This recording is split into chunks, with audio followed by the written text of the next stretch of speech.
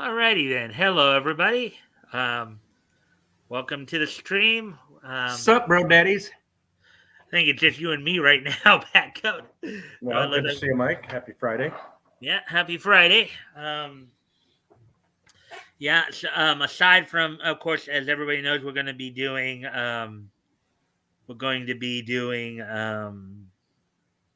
the historical comic retrospect. We're going to be looking back at comics that went on sale from DC Comics back in November of 1938. So we're getting pretty close to 1939. Cool. Other than that, a little bit of personal pride news, as it were. I got a shout out from Tug on one of his videos. Yeah, you did. I heard that. That was cool. Yeah. So we got a few minutes. Do you remember the title of the video? Which video it was? I don't remember the exact title. I remember the subject matter. It was the Damon Mills, the initial Damon Mills, the first Damon Mills story, because it was the one. Because I was the one who actually let Tug know. Even though I came to find out later, there were other people who already knew about it as well, like Nick, and I think Yellow Flash was also aware of it already as well, because they did videos on it as well. Yeah, he gave you a shout out. I saw that in the video. That was really cool to hear. Yeah. And of course, on StreamYard, I've only got one viewer, but we know that's okay. BS. And then today, I'm wearing, if you can see, I'm wearing, tonight I'm wearing Lakers. This is a Lakers hockey shirt for our Lakers, our Prior Lake Lakers.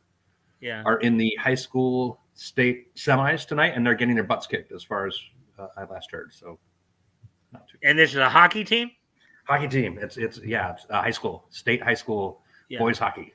Yeah. Go Lakers. What I think a lot of people probably may not know or remember is everybody knows about the Los Angeles Lakers, but originally. They were the Minneapolis Lakers. Way back when the NBA started. I think they were the Minnesota Lakers. Were they Minneapolis or Minnesota? I think they were the Minnesota Lakers. No, they were the Minneapolis Lakers. Were they Minneapolis Lakers? Okay, yeah. Yeah, and then they moved to LA in the 50s sometime, something like that? Yeah. Late 50s? Yep. And because the lake region, then we live here in Prior Lake, so yes, of course, we are the Lakers here. Mm-hmm. Yeah, so... That's a good point. I didn't know that. I grew up in LA, and I didn't know that the Lakers were from Minnesota until I moved out here. Yeah. Did you figure out a word yet? I did. We have a. I figured maybe with what I told you, that could have probably given you. No, I want something, juvenile, like I always do. So I have a 7-letter word for hangman. Whoever wants to play, I do have. Of course, we got to make sure that people are going to be here to. Sure, and you know what? I just checked on let's see, my Google Photos, and I do have a couple pictures here I can share. I'll wait till the end if we have people here. Should we do that? Mm-hmm. Yep. I'm just looking at the time right now because me. Usually, if we have 3 or more, I'll usually start a little earlier, like at the 5-minute mark. But if we have less than that, I'll try to wait till 10 to see if we get some people in here. So, yeah, I'll just send out a few little reminders here that I'm on. Okay. To some people because.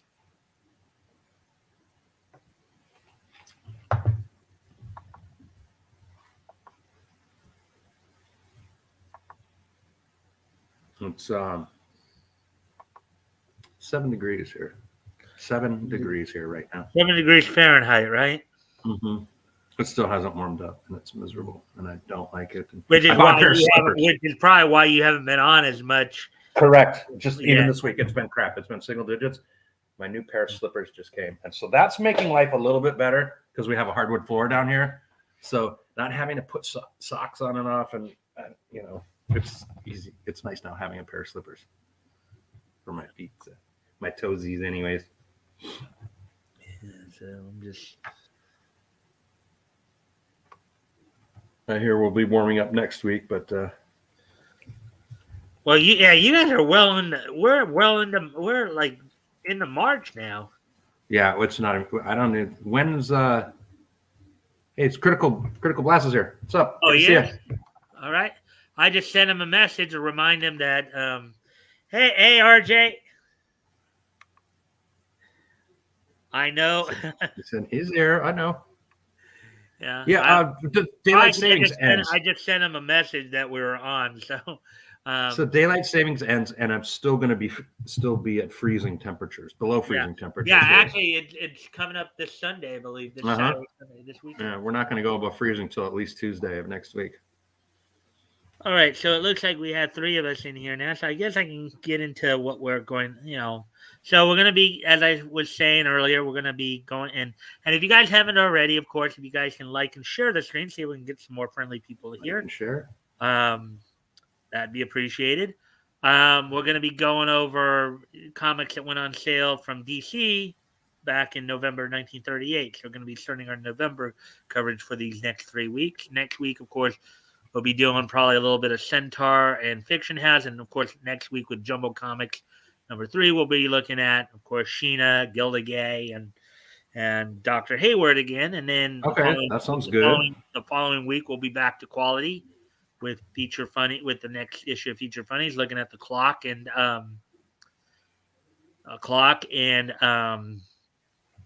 Black X. So that and whatever else we decide to cover in there. So with all that being said, why don't we go ahead and and then Batgoat, I guess you can probably start with your while I'm trying to get to the actual comic here. Why don't you go ahead and introduce people to Hangman while I'm doing that? I do have Hangman here. I think RJ, you know we play Hangman here. Yeah, and I'm sorry, Becca. Let me say one more thing too. As always, guys, if anything catches your interest, feel free to comment, or if you guys have any questions, feel free to ask. We'll see if we can answer that. Anyway, sorry about that, Becca. So why don't you? That's fine. That's totally fine. And so I think everyone knows the recurring theme we do here on the show with the Hangman, and I do have a word. It's 7 letters. So if Mike has to step away to go tell Clarice, Chloe. Clarice, tell Chloe to hush. Then we can play that. So on that, I don't have anything else here. I did buy put a dash cam in my car last week. It's really cool. A dash cam. So what's that for? Just to actually have it. Like I'll use it. I'll use some of the video. I'll use all of the video when I go on road trips. When I drive to California or Colorado, I'm going to go to Michigan coming up here. I've told you about that. But mostly now it's just for security because it's always rolling. So I always drive the speed limit. I try to drive safe. So it's a security thing. I have a dash cam. Oh, in case you get pulled over by the cops or some or get crashed. It's for a crash. It's so you save yourself with insurance. When you have a dash cam, you send that tape to insurance. If you're in the right, if you caused an accident and you record it on a dash cam, well, I guess that's not real slick.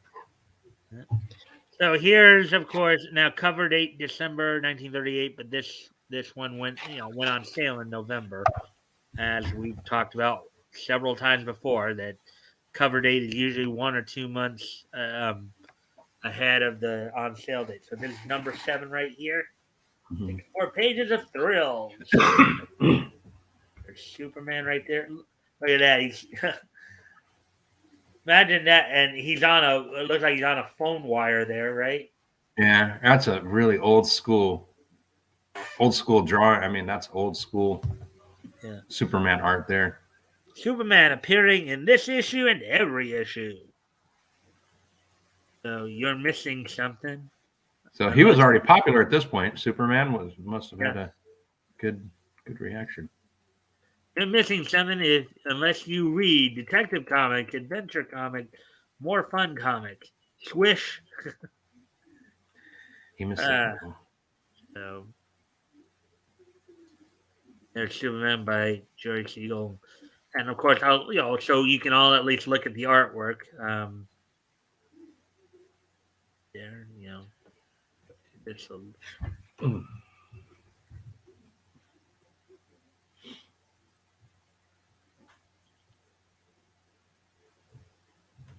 we're going to probably be reading the Zatara story out of this.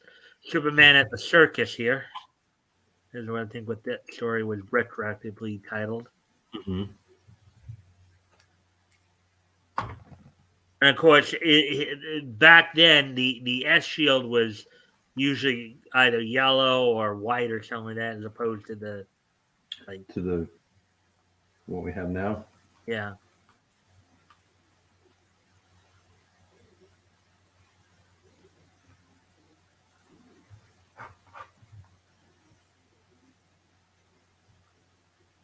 The bad guys here. Or Lois. Getting ready to slip my rupee. Yeah, I don't think that happened in this issue.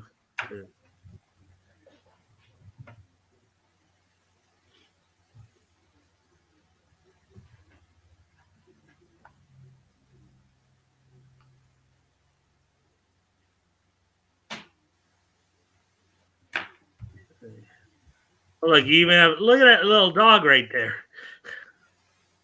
See that dog? Oh, yeah, that's not cool.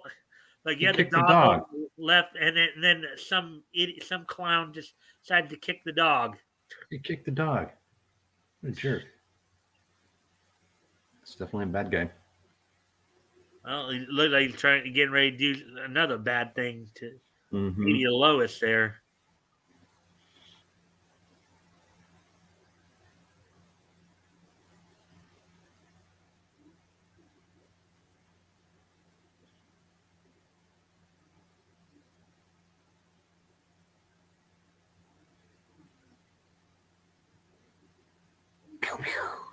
Look at that dude trying to shoot Superman. Look at that. No such luck.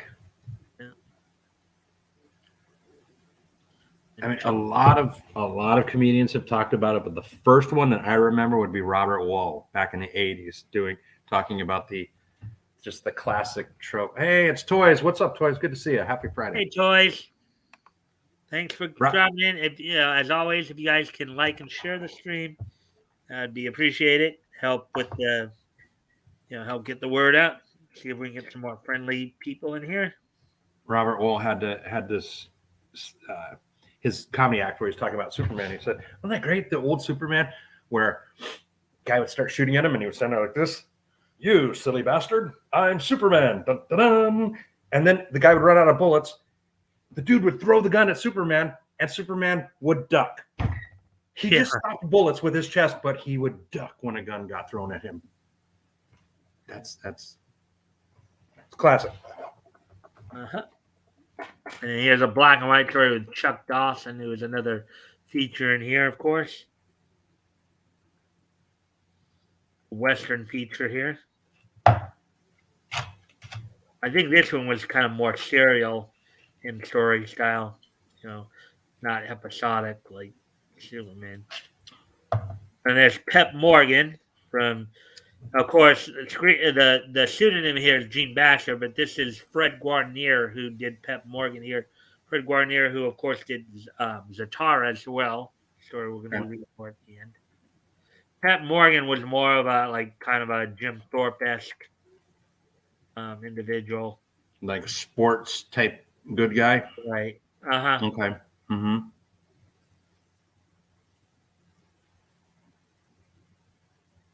Jim Thorpe, the Torpedo. Yeah.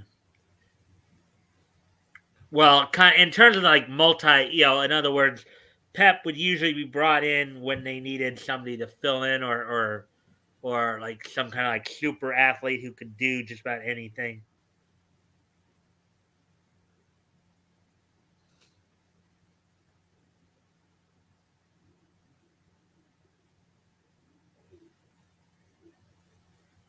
Important data right here.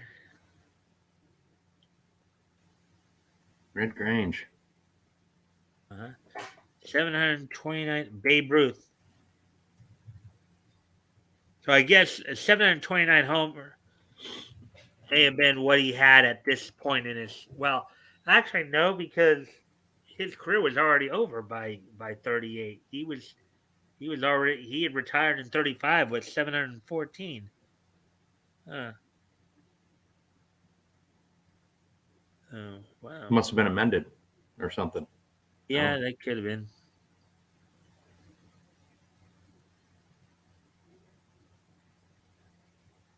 Did you look at that one you just went by? You go back up. How to make people laugh. How to be funny. The creators of Superman, Slam Battery, Federalman, and Radio Squad, and Spy. Oh, that's Jerry Siegel and yeah. We've talked. So they got it. Is that a picture of Slam or is that a picture of Superman? And they got it's Slam and Shorty up on top, right? Yeah, I would say it looks a little more like Slam there, the one, and you got Lois to our right, his left. I love that. A 10-lesson humor course on how to make people laugh with Siegel and Schuster. That's super cool. Yeah, that would have been something to look through, huh? There's an electric Lionel trains with the unloaders. And here's a Marco Polo serial that was going on at this time.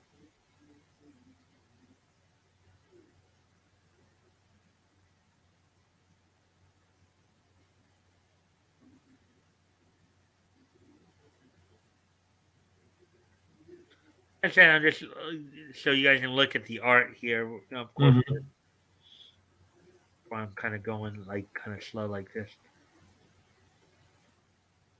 One of those bright red, yellow, real life adventure type of animation style. Yeah, we've talked about that a little bit before, right? Yeah. The Diddle family. Okay. Now, we know what that kind of meant back then, hey, diddle, diddle, cat in the fiddle kind of thing. Sure. But, of course, unfortunately, today, the term it means something a lot worse, doesn't it? Yeah, it has a really bad meaning. Yeah. Negative. Well, I don't know if negative is exactly the right word, but just a not so good meaning. Yeah. Maybe more of an inappropriate meaning, I guess, would be the best way to put it.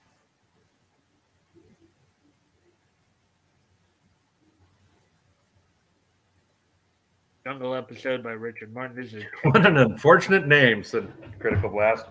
We agree. Oh, the Diddle family? The Diddle, yeah. Oh, if you guys think but that, again, like what we're talking about, it meant something different. Right. Well, because again, word usage. We've talked a lot about that here, where we've come across words where they had totally different meanings back then to what they have now. And if you think that having diddle as a name is bad, let me tell you something. There was an enhancement wrestler in the Memphis area back in the late 70s into the 80s. I'm not kidding you. The guy's name was Ken Raper. Ooh. Not kidding you. That was his actual name. Ken Raper. Yeah. Imagine having that name. Well, I'd be one of those people who'd be like, it's pronounced Rape. Or maybe they might try to put an I in there and call it Rapier. Yeah, exactly. And here's Tex Thompson by Bernard Bailey right here. This is, I think, part 2 of the Captain Desmo story. Or not Captain Desmo, but Double Trouble. I think this is a story arc where Tex actually has encountered a doppelganger. Frequent theme we see in a lot of these hero comics. Well, if you think about it, Superman's design was somewhat based on Slam Bradley's. When you think about it. Yeah. We've talked about that before too. Yeah.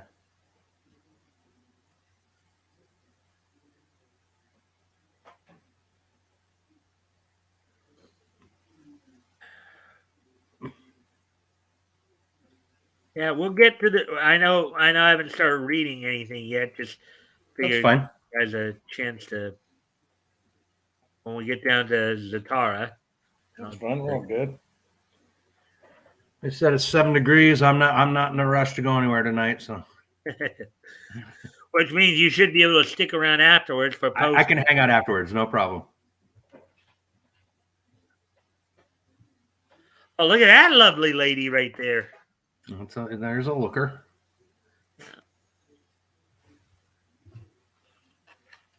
She's quite a striking beauty there.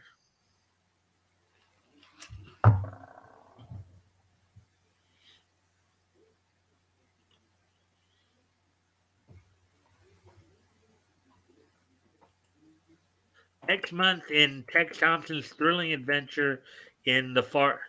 Next month, Tex Thompson's thrilling adventure in the Far East. In the Far East, okay. Now you know. The walking pawn shop. Look at it! Look at the dog right there. Look at that! Look at that dog's face right there.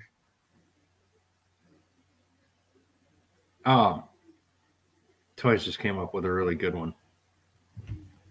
Oh. I'm going to give him a Lowell's point for it because it's so good. He made a Chuck Norris joke. Said they say Chuck Norris time traveled back in time and he had a child. His name was Slam Bradley. Boom! It's a Chuck Norris joke with Slam Bradley incorporated in. Nicely done. Well, but I don't know if Chuck exactly does a lot of grapple holds though. He's more of a striker. The whole thing of what was that, about 12, 15 years ago when all the Chuck Norris jokes came out? 12 years ago? I wasn't even aware of them, but the thing I know most about Chuck Norris is he had a series in the 90s. Yeah. It's Walker, Texas Ranger. But just the Chuck Norris jokes, I'll say 10 years ago. 10 to 12 years ago. The Chuck Norris jokes, like, he's the baddest dude ever. So you would just make up a joke about, like, how bad Chuck Norris was. Oh, kind of like what Jeff Foxworthy would do when he'd go, "You might be a redneck." Yes, but it was about Chuck Norris being like the baddest dude on the planet. Yeah, and that was kind of the jokes. Yeah. That was funny. Everyone was making like Chuck Norris jokes, and I can't even remember any. Toys, maybe you can bring some of them up. Five-star reported by Will Eli. Bring up some of the old good Chuck ones. Here, he's got one. Chuck Norris once peed in a gas tank of a transport truck. That truck is now known as Optimus Prime. Boom. That's a classic Chuck Norris right there. Yeah. That's a good one. Transformers, robots in disguise. Autobots rage their battle to destroy the evil forces of Mighty Geek Studios. Hello. Good to see you. There's a book collecting all of those jokes, the Chuck Norris jokes. I would imagine there's probably several books on that. It was a big thing. Okay, well, now, and I do thank everybody for the likes and shares. If you haven't yet, if you can like and share it and see if we can get some more people here, I'd be appreciated. And welcome, by the way, Mighty Geek. Thanks for showing up. Good to see you. Now, and Mighty Geek, you just got here in time because now we're actually going to get into the reading of the stories. We were looking over the artwork from Action Comics volume 1, number 7. So now we're going to get into the actual reading of the story.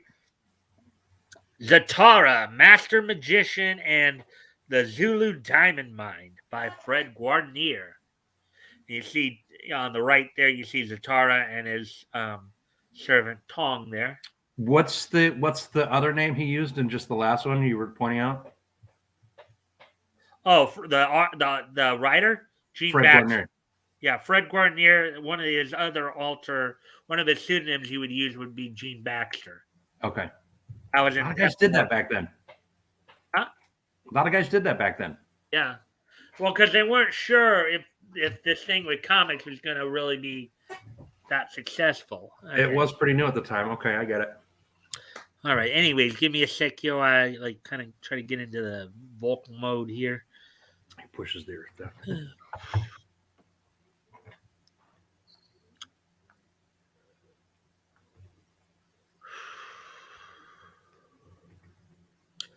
We are fast approaching British South Africa, where the most famous diamond mines are to be found. Tong. Me like pretty jewels. That must be the Zatara, the tigress, warned me to watch out for. I'll fix him so he won't bother my work.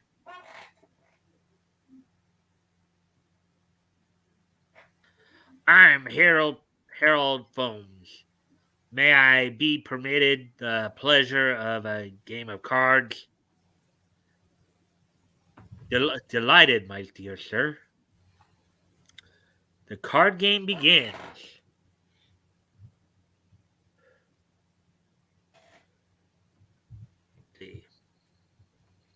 Stealthily, a hand slips one of the playing cards into. Um, stealthily, a hand slips one of the playing cards into Zatara's pocket.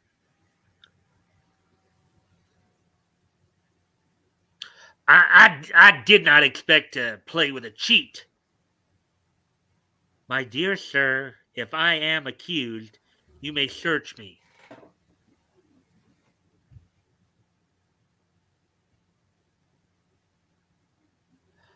I saw you slip. Ouch. You see? You see, you are mistaken. I shall expect your apology. I'm sorry. It was a mistake. You see what he did? Oh yeah, he turned it into a mousetrap. He turned that card. So he felt the card, he felt that the switch or whatever, and he put a mousetrap in there. That's good. I like it. Yeah. All right. So something goes on here, Tong. Why else was I supposed to be disgraced and arrested by the captain? Some hireling of Foams planted a card on me. Maybe diamond mines have to do with it, master. I believe your guess about the diamond mines was correct, Tong. I shall see the chief of police.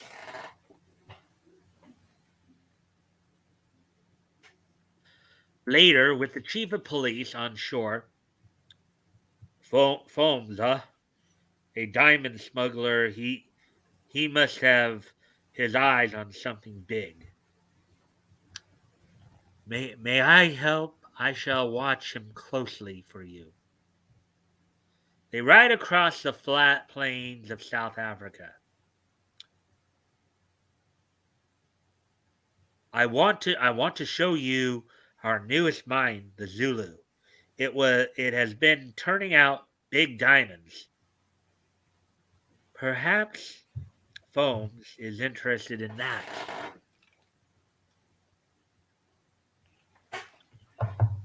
This mine district is a little partner from the regular mine district. It is near the rebel Zulu tribes. A hot spot. Any danger? Yes, our largest revenue is from this mine too. Very interesting. You see the term Zulu right there. Yeah, I remember when I was back in school, we used to say there was, I guess, a camp. You've heard of like campfire kids or whatever. Yeah, sure. So I remember there was this one song that they used to sing. I come a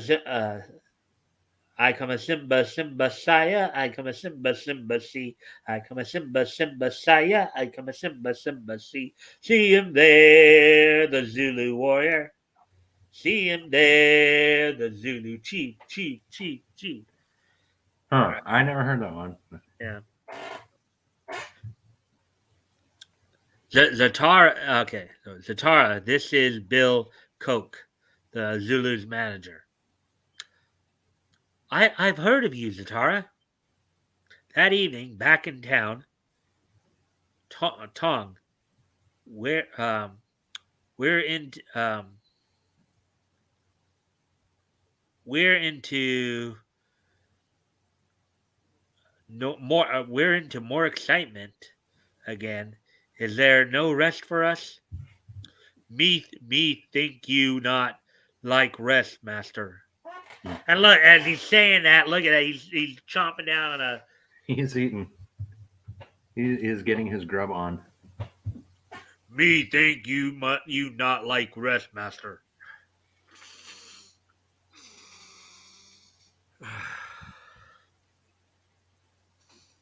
Anyways, there goes Foam's tongue after him as a bee. I think he turned Tong into a bee. That's a nice power to have. Yeah. Excuse me a moment. I'm gonna step away from the computer for a moment, so I guess you guys can play some Hangman while I'm away.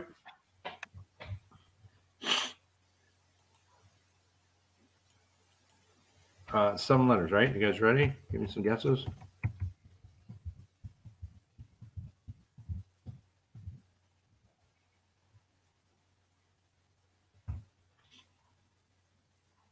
Okay.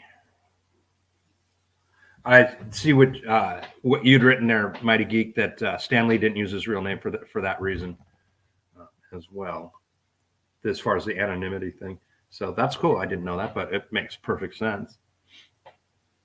And then action traveled back in time. I did too, but I didn't have sex with anyone. And God said, "What are you doing? Go back to the present." So I did. Okay, that was bad. It wasn't even funny. I'm sorry. I'm trying. Any letters for me?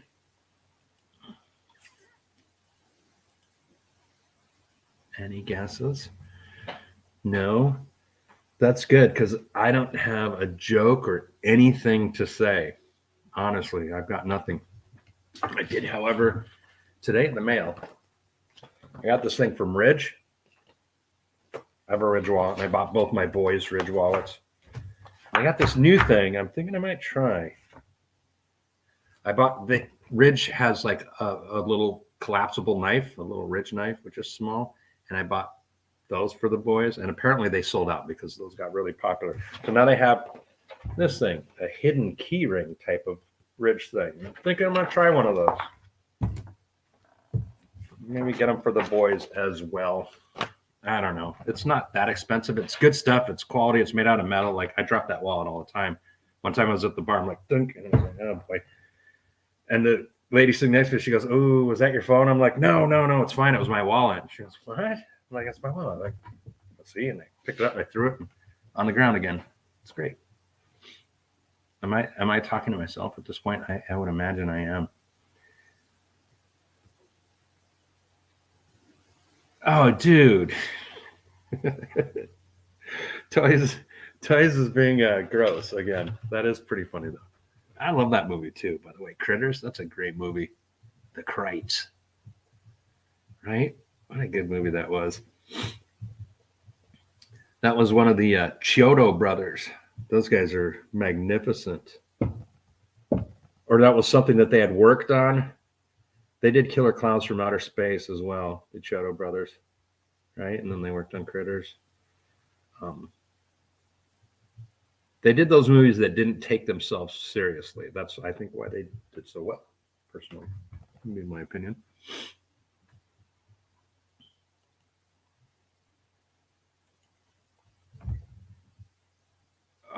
Okay. Again, I think Prior Lake is not doing well as far as the high school hockey tournament goes. And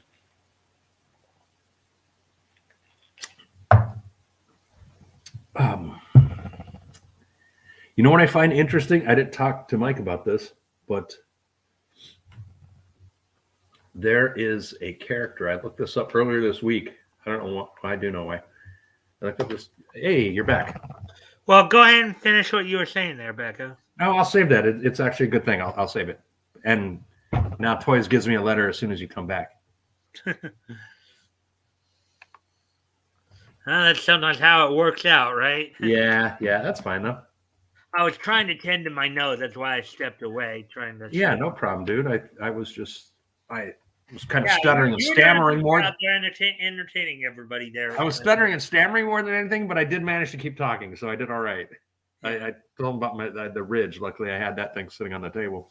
All right, so going on with the story here. Foams go straight to a dilapidated dive. We're all here. What about the Zulus? They're inside drinking.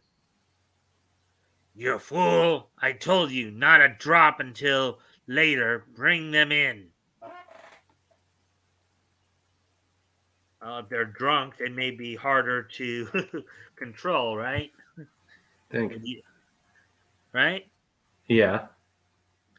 Glad to see you. Is the raid all planned? We Zulu attack at midnight. We slay all.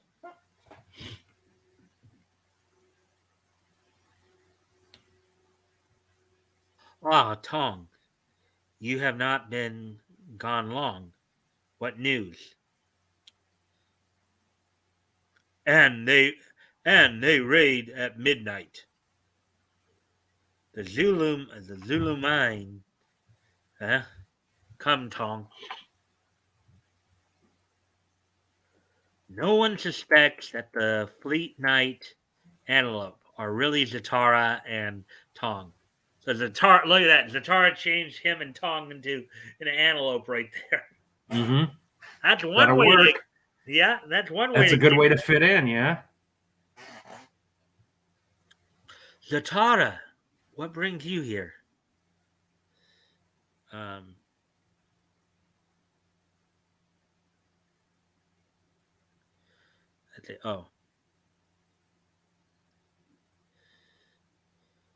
Hey, hasten. There's no time to lose and talk. He said hasten. Hasten, yeah. That's weird. I mean, that's another one. I mean, no one talks like that anymore, but I guess back then he was just saying he's like, we would say it more like cut to the chase. You'd say, hurry up, cut to the chase or something. Yeah. Can't leave these diamonds here. Be with you in a jiffy. We too late, master. Look.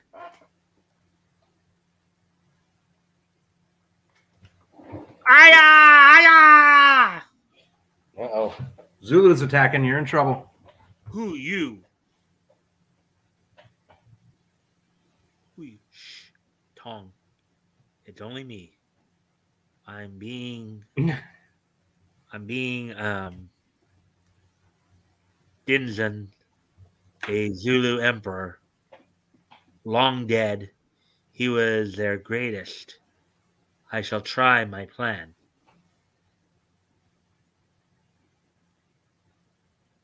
Peace, my children.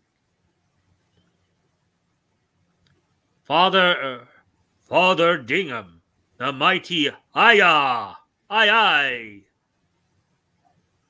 Return, my children. In 3 days, a strange wizard shall come among you. Follow his advice, for he is sent from me. See what I think?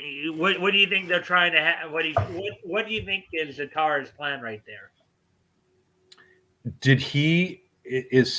I just missed it. Did he make himself look like this guy here? That's exactly what he did. It happened. He's trying to throw off the attack. Yeah, he's trying to. See where Tong says, "Who you?" Yeah. And then Zatara followed up with. Okay, yeah. Okay, I see it now. Yeah, so he's trying to foil the attack here. They're trying to get them, somebody they revere to coax them into not attacking. They are fine soldiers, yet mere children. Where is Coke?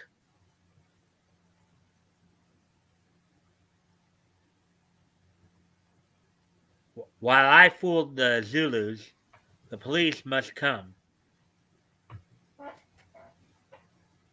I guess somebody must have got to Coke right there. Mm-hmm. Who?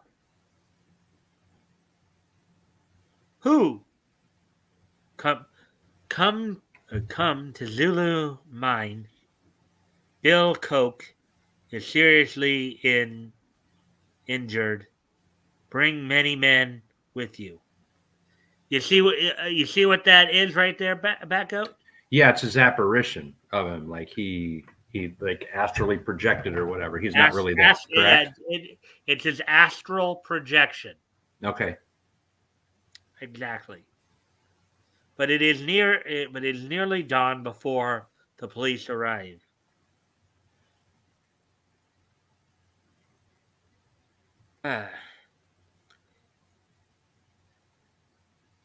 Yeah,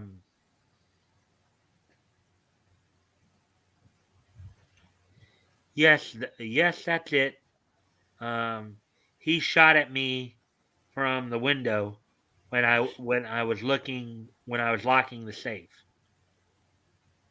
Okay, now I see what it is. He will not dare to return to Cape Town. I shall follow him into the Zulu jungle. Into the jungle. And then real quick, Toys brought up something, a little historical factoid there. That his last comment. If you want to read that. Okay, the last one down here. Uh-huh. That one right there. The Zulu warriors are the Zulu spears. Oh, the Zulu spears are inaccurate. Oh yeah, I'll try to read it from. All right. The Zulu spears are inaccurate at the time of the comics. They were using the Inqua and stabbing spear. Short stabbing spear. All right. Very cool. Thank you. That's interesting to know that. Thank you. Yeah. So I would imagine what we're seeing is like probably from Shaka Zulu, from the Zulu warriors of the 1860s that attacked the British that everyone knows with those big long spears, like what those guys are carrying around. So I said at the time they wouldn't have been carrying those spears around. So that's interesting. Yeah. Okay. So, anyways.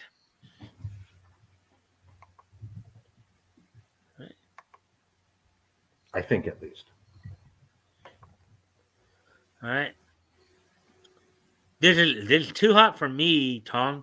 Let's try this much better, Master. So I guess he conjured up some running birds there. It looks like. Long spears are ceremonial.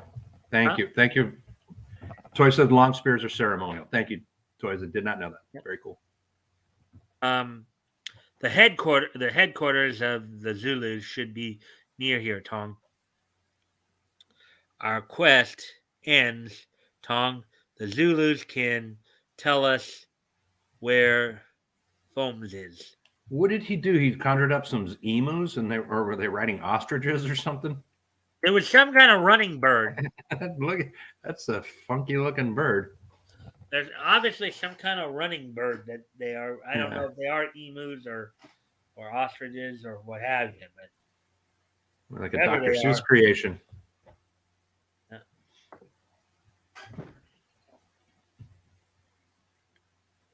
We shall have some sport, Tom. I am the wizard sent by dead Dingham. Look.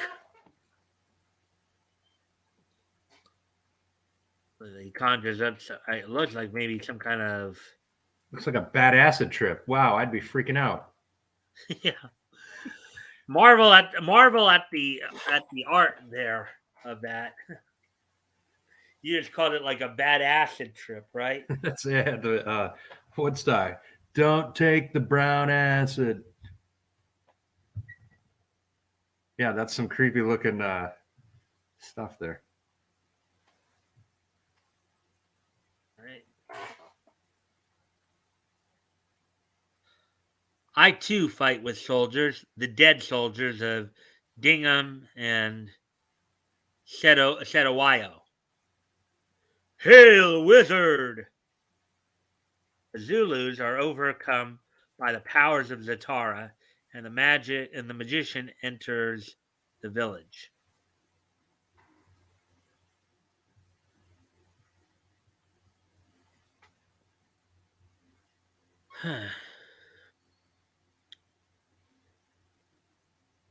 Chief Gonula, I seek Foams, a white man who made you raid the white man's mine. He bad man, Foams, but we are through. We passed, but he passed through here into Bantu country. Bantu also bad. They not good like Zulus. We may as well get some sleep, Tong. We have a long search ahead of us. Look at the shorts that he's got on there. Very stylish. Yeah, they look kind of like leopard skin, maybe, or something to that effect.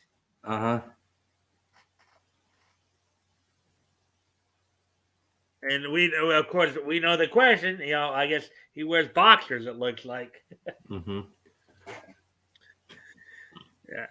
In the middle of the night, Foams captures Zatara. So are those the Bantu or some kindling there? Wonder what they're considering doing. Oh, we meet again, Zatara. The tigress, an old friend of mine, warned me of you. You die at last. You die at last, Zatara. Sacrificial flames dance up. Zatara's eyes blaze hypnotically. And the fire turns to ice. That's a good power as well. Yeah, he's not casting spells in the way he's supposed to in terms of speaking backwards. But it's still working. It gets him out of taking a dirt nap. So that was good. Yeah. How about a little fire to thaw us out? At last, the warlike Zulus know real fear. A great wizard! Dingham sent him. He shall do us harm. He shall do us harm. And Foams, seeing the tide turning against him, sneaks away into the jungle.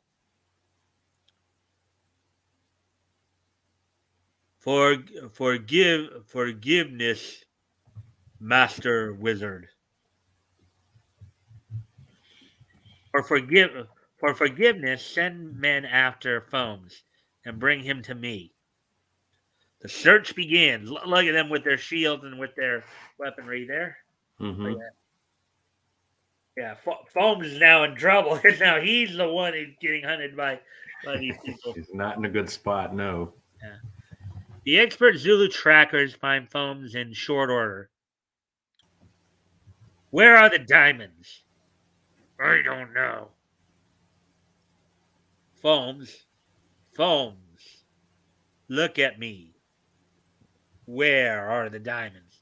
Hey, Kraus Comics. Happy Friday. Good to see you. Rick, how you doing, man? If you can, like and share the stream to see if we can get some more people in here, that'd be appreciated. And as always, I do thank you in advance for that. Oh, here we go. Let's see. Look what's coming out of Zatara's eyes right there. Now that's hypnotic beams, but of course, hypno lightning lasers. Right. And look, all the lightning lasers are all hanging all around like that. Yep. It was full of rain. The tigress, your old enemy. She hired me to stage the raid. She has them, and she is flying away from Cape Town tonight.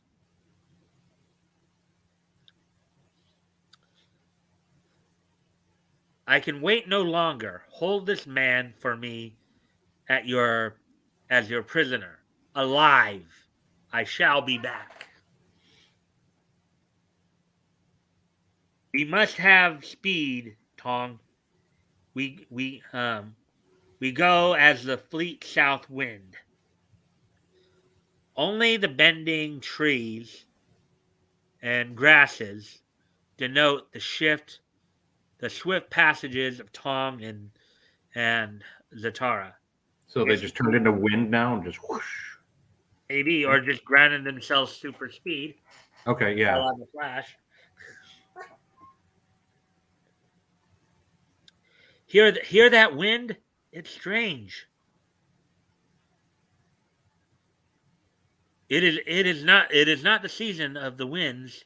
I wonder. Well, maybe he did turn themselves into wind then. I think so. He's pretty powerful. Yeah. Sorry, this dude for way back when, he's got it going on. Yeah. Call Cape Town. Halt all planes that seek to leave.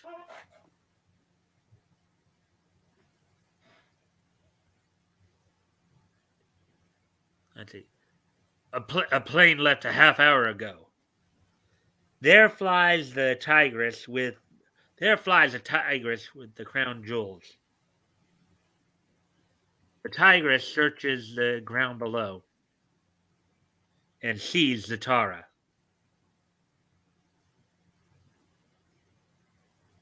Faster! Faster! Zatara sees us. The situation calls for extraordinary concentration. Pardon my abstraction. Zatara establishes psychic contact with the pilot. What the? Oh my goodness. See Zatara's face right there? Mm-hmm. That's kind of a scary look even with that time. Look at how the face kind of looks a little like off there. Yeah, and it's giving him like a heads-up display in the propeller. Quite literally a heads up. Yeah. A brick wall appears before the pilot, and then a mountain.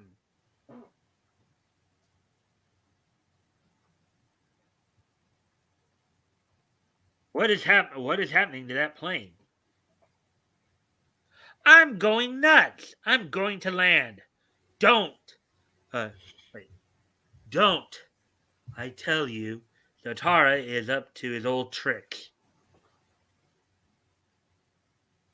But the pilot is too frightened to heed the tigress.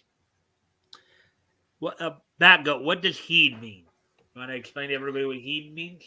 Pay attention to. Right. Heed a warning. Right. Again, another word we don't use as much anymore as they did back then, obviously. Mm-hmm. Yes, the plane landed, but where and how can we get there? A slight motion of my hand and... Poof, they're there because I'm Zatara. Greetings. Here are your victims, Commissioner. Oh, he brought the plane to them. Right. That's even more impressive, huh? He's getting more chat as the time goes by here. Well, I'll be jiggered.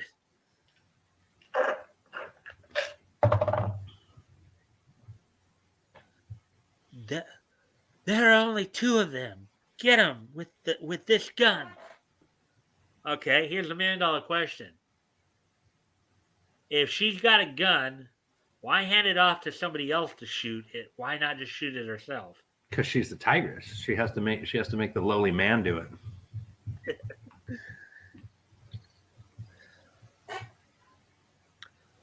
Stick them up.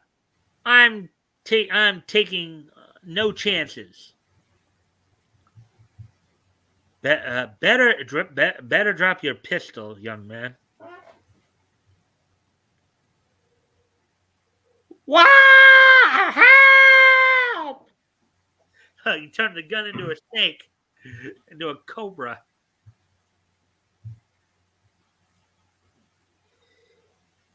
Here are the jewels. If I had known you were in South Africa, Zatara, I wouldn't have started anything. She's learned her lesson a little too late there, huh? Uh-huh.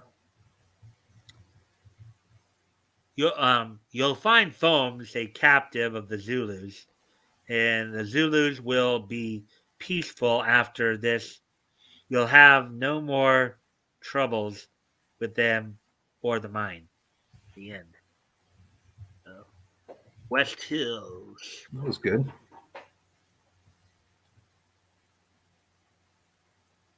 All right, so that's. Ooh, look at the projector. How much is that? Does it say? I can't see. $525. Depend. There are like 4 projectors there. One that's on the bottom said $525. That'd be about $105.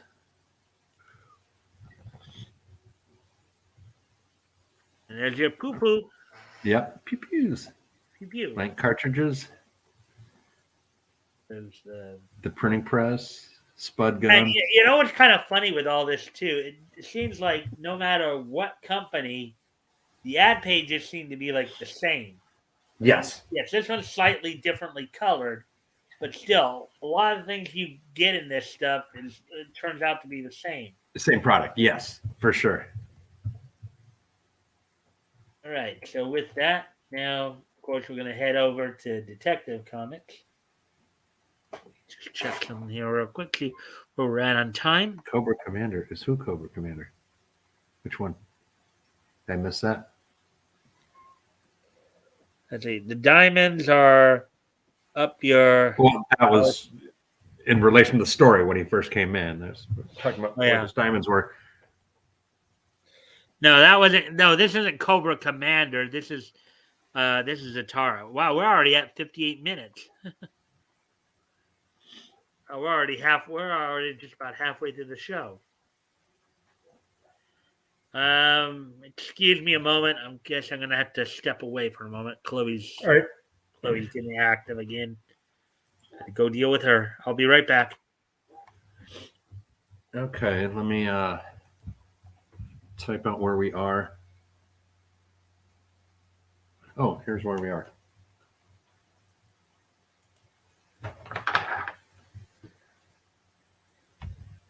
The guess was A, the letter A.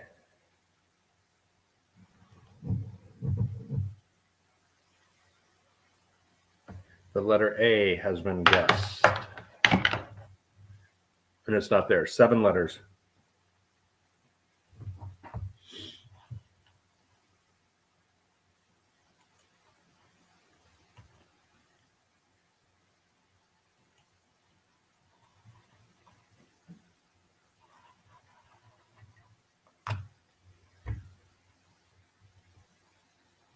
Any more guesses on Hangman?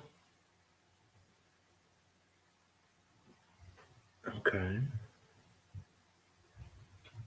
Let me bring up.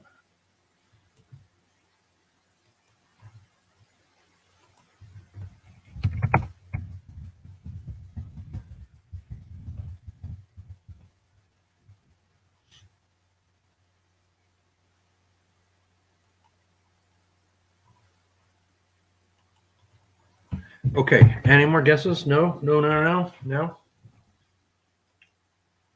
All right. Then let me read something to you that I think is significant. If Mike comes back, I'll stop. It's been bouncing around in my head, and I wanted to know, like, why I know this name and like why it's so popular, and the whole thing about going to a party and everyone dresses up as the Scarlet Pimpernel while in front of the bad guy and fooling the bad guy. So Zorro the Gay Blade stole that idea, and then the whole idea of a foppish, like rich, do nothing, lazy kind of moron would be the Shadow. And then they even, well, here, I'll read this for you.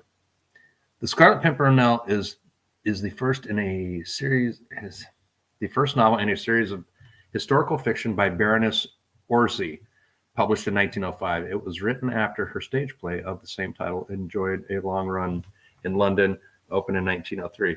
Novel is set during the Reign of Terror following the start of the French Revolution. The title is the nom de guerre of the hero, or working name of the hero and protagonist, a chivalrous Englishman who rescues aristocrats before they are sent to the guillotine. Sir Percy Blakeney leads a double life, apparently nothing more than a wealthy fop, but in reality a formidable swordsman and quick-thinking master of disguise and escape artist. The band of gentlemen who assist him are the only ones who know his secret identity. He is known by his symbol, a simple flower, the Scarlet Pimpernel. Are you back, Mike? Let me just finish this. Orcy's. Go ahead and continue, and then because I still gotta get to Detective Comics.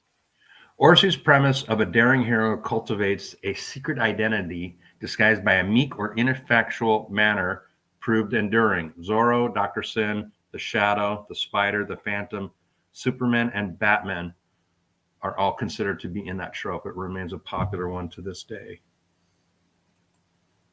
The Scarlet Pimpernel. I bet you didn't know that. I didn't either, and that's why I read it. Sounds interesting. I think I've heard that. But I do like that idea, and thinking of it as far as I mean, you can't call him a superhero because this is the time of the French Revolution, but being the guy, the master of disguise, or someone who's out in the open and throws everyone off with the look of being ineffectual and kind of dumb, like that trope was started there with the Scarlet Pimpernel. I didn't know that, so that's pretty cool.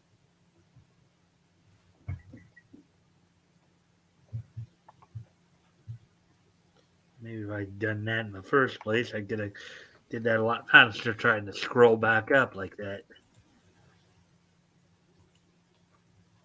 And now with that being said, I'm out of stuff to talk about. So we still have my Eggman word.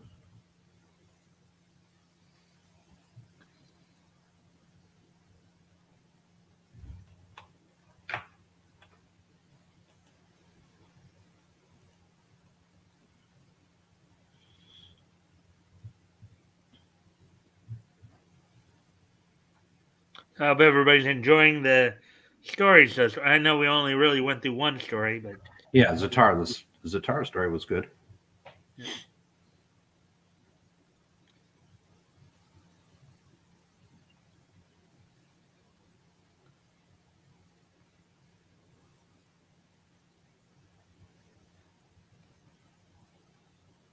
Number 22 here. Of course, for those of you who've been with us for a while, you know that we're going to see probably one of the few times in which an old friend of ours actually had a recurring villain make one more appearance. So, anyways. Let's see, number 22, December 1938, cover date, of course. 4 pages of thrill-packed. And that's the Crimson Avenger right there, I believe. Okay. So, Crimson Avenger, let's see, yeah.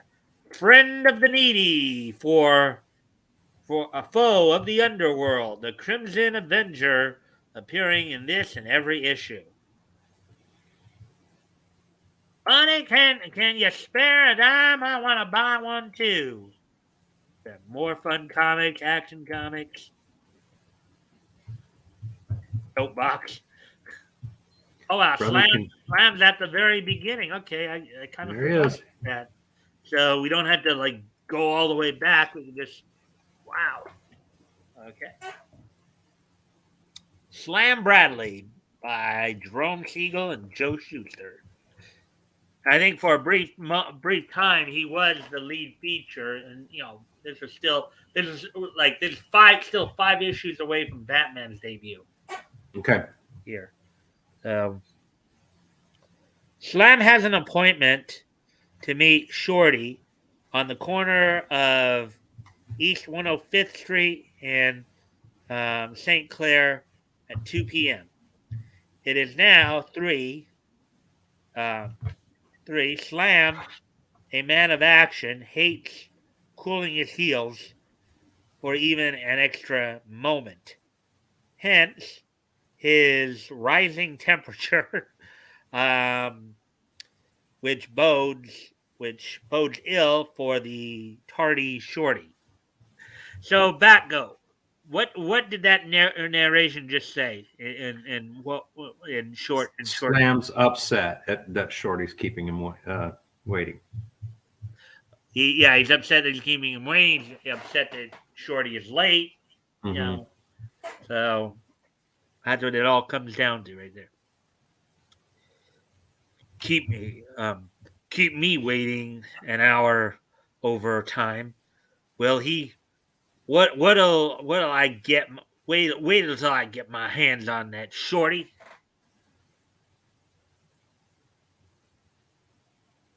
Tick tock, tick tock.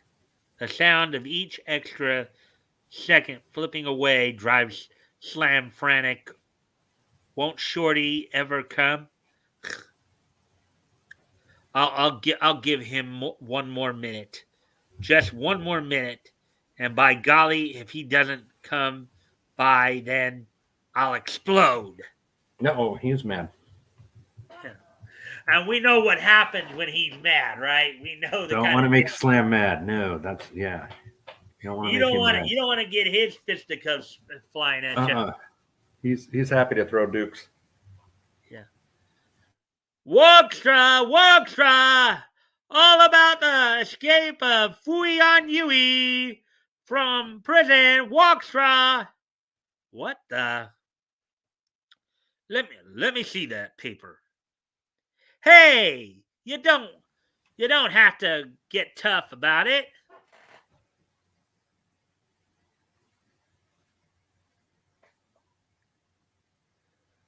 Good Lord. Fuyan Yui escaped. It was Shorty and I who put that slippery scoundrel behind the bars. Hey, you, give me my 3 cents. Holy mackerel! So that's why Shorty hasn't shown up. Fuyan Yui wasted no time in getting his revenge. Like the poor newspaper boy here. Are you daft? Give me my 3 cents, or I'll call a cop.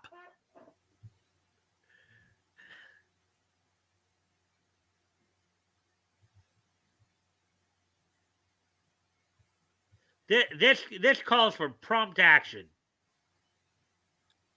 Yee, a buck, Mister. You may be crazy, but from now on, you're my favorite customer. He did him a solid there. A buck or a dollar for a 3-cent paper. Yeah, that kid is happy that day. I mean, back then that's a 97-cent profit right there, basically. Uh-huh. That's a 97-cent tip, which has got to be quite a bit. I mean, hey, for him, you want to throw that onto the inflation calculator to tell us how much that's even a dollar. A dollar is $20. So he basically gave the kid a 20.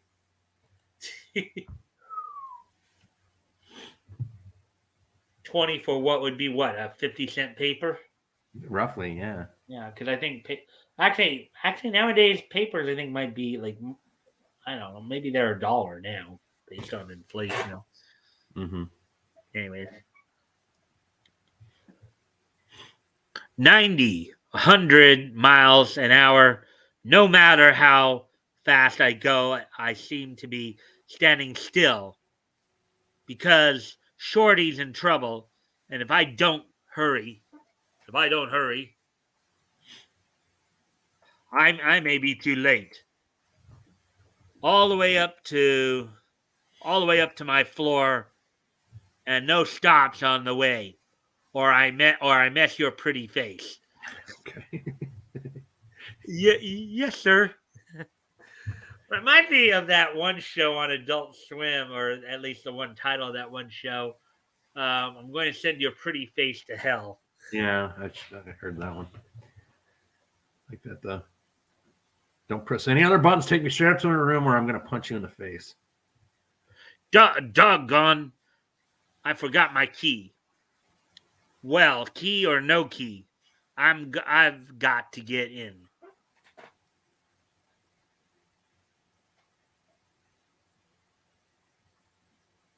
The makeup kit. At least I know where it is. Seated before the mirror, Slam commenced to assume an astounding disguise. Yeah, much like Batman does sometimes as Matches Malone. Oh, yeah. Shortly later, a cringing Oriental shuffles out of the apartment building. Slam Bradley. So he made himself to look like an Asian. Mm-hmm. Later in Chinatown, the hip long chop house, one of Fuyan Yui's former enterprises. Perhaps I can unearth a clue here.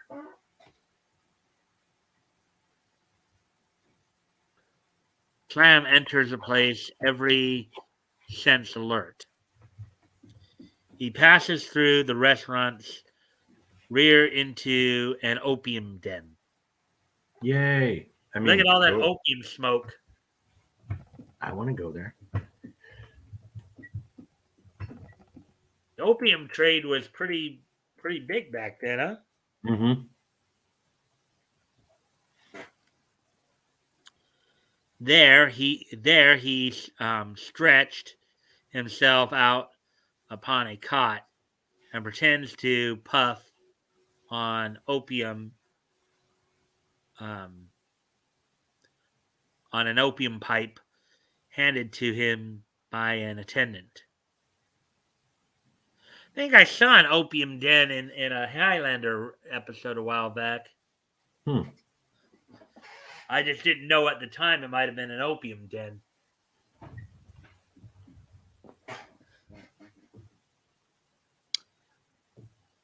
There he lies, every sense awake, tense, awaiting the slightest bit of conversation that might send him on Shorty's trail. Suddenly,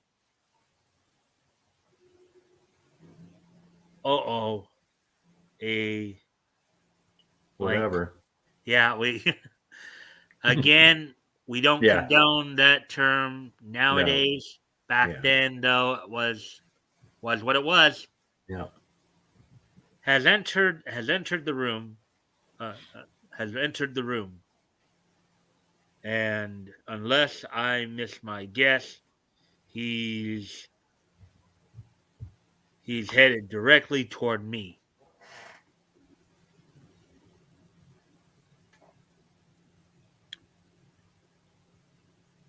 Slam Bradley, follow me. What the?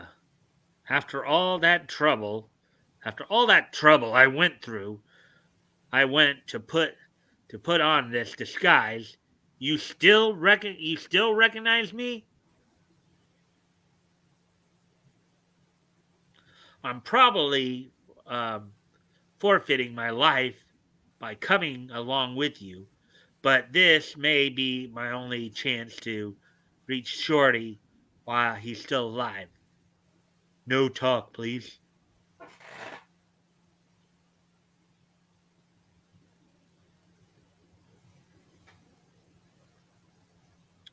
As Slam and his guide vanish into the opium den's rear,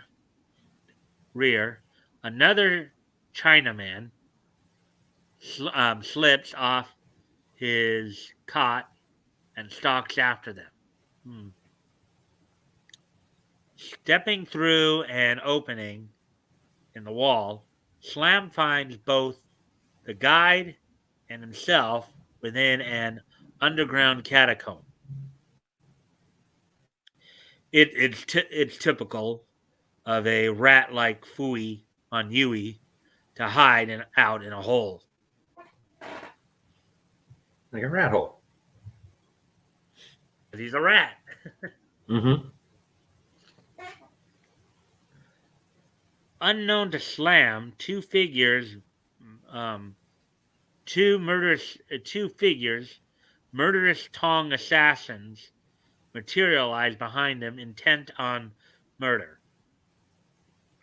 One of the Tong men poises his hatchet for the toss.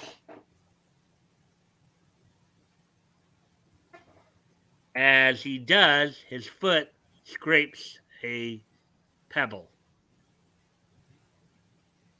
Slam's keen ears hear the betraying sound. Someone behind me trickery.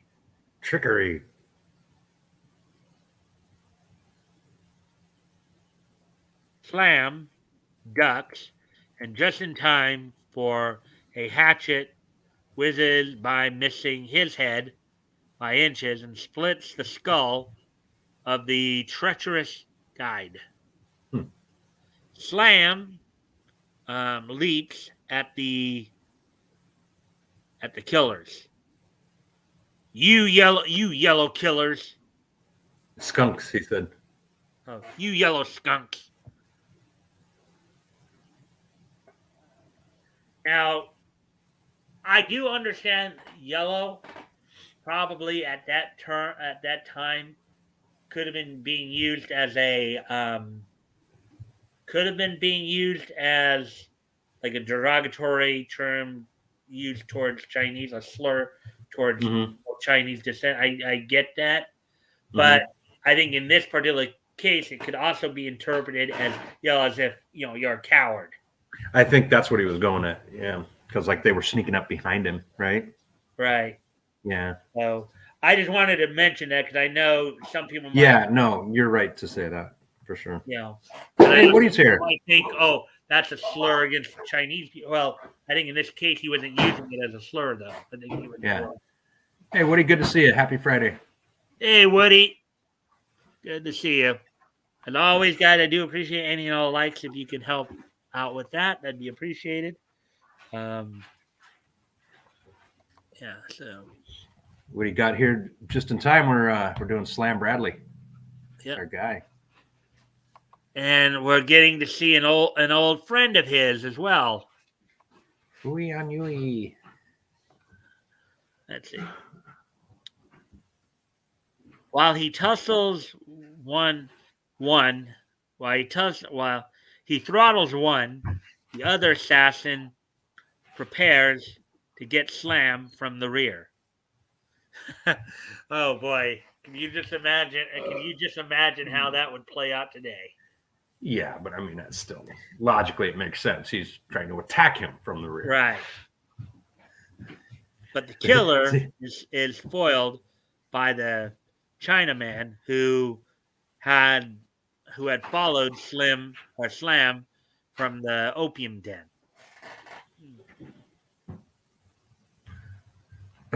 Woody said, looking forward to seeing what Shorty is up to, which, Shorty's our guy. Yeah. You saved me, but why?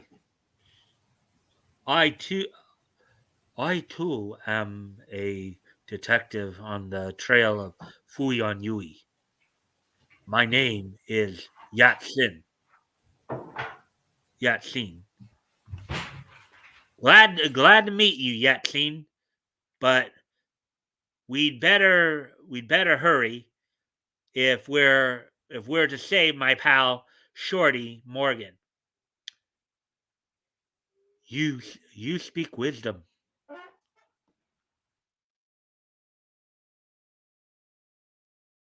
Look, something ahead. I can't. Oh wait, actually, there's a little along the um along the tunnel. They continue. Then look, something ahead. Something ahead. I can't quite make out what it is. It looks like. Uh, it looks like it is Shorty.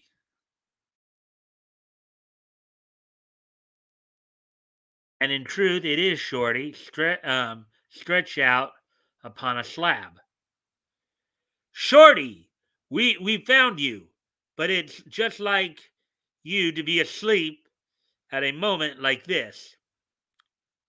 Wait, if you'll look closer, you'll see that your friend is dead. Shorty dead? I won't believe it. Answer, Shorty. It's your pal, Slam. Answer me, I say. But is he? Let me ask you something, Batgoat. Do you think he's dead, or do you think it could be something else? Batgoat, did you step away from the? I'm here. I'm here. Sorry, I was Chief was making dinner, so I muted, and we were kind of talking. Okay. Well, but I saw that Shorty's dead, and I'm like, oh no, Shorty can't be dead. Maybe he has the appearance of death. Maybe he's in some. There are some drugs that can be applied. If I understand now, you know this a little bit more as a paramedic. But aren't there some drugs that can give the illusion of suspended animation? Yeah, I mean, there's lots of reasons why someone can appear dead and slow down their vitals for sure. Yeah. It's useless. He'll never speak again. He killed him. Fuyan Yui killed him. I'll get that yellow-livered murderer if it's the last thing I ever do. Again, I believe in this case he's using it like the guy's yellow belly, coward, correct. Yeah. And I don't believe that Shorty's dead. It's a trick or something. Yeah, that's what I'm getting at. Well, anyways, Shorty can't be. Shorty's our dude. Yeah, I'll smash him in two. I'll kill him with my bare hands.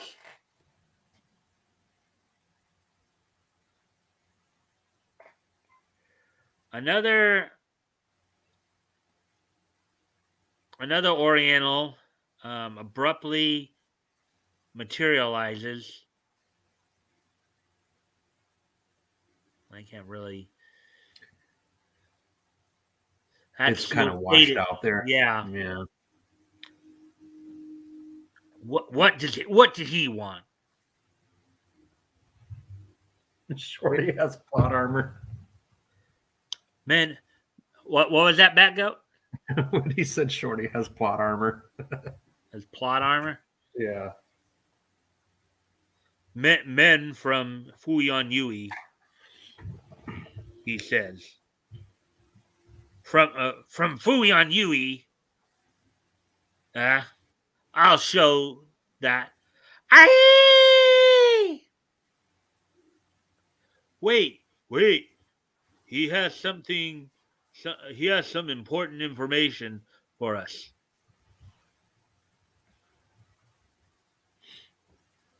If you've anything to say,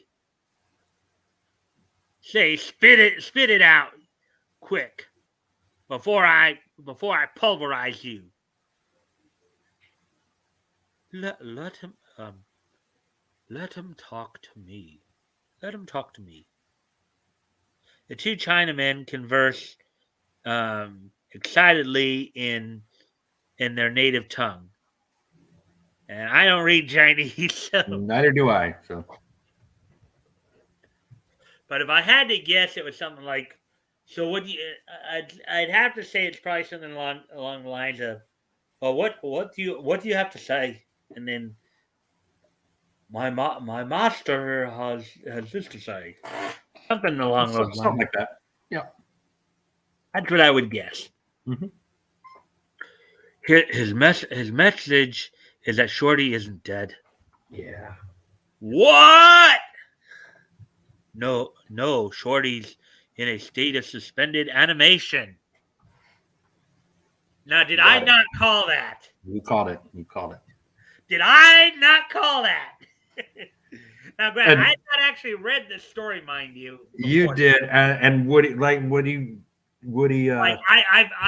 read the synopses before, but I've not read this story like before. Yeah. So I know that Shorty lasted throughout the entire run, so I knew he wasn't dead. I didn't know the circumstances, but you notice Woody calmed my fears too. He said Shorty's immortal. Don't worry, he's got plot armor. I was a little worried. I'm not gonna lie, but yeah. But did I not call it though? Suspended animation.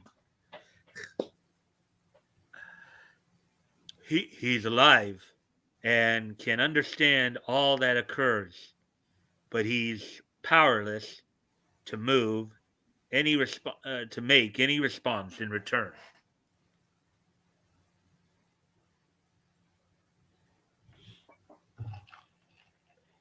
Shorty alive, but that's worse than death.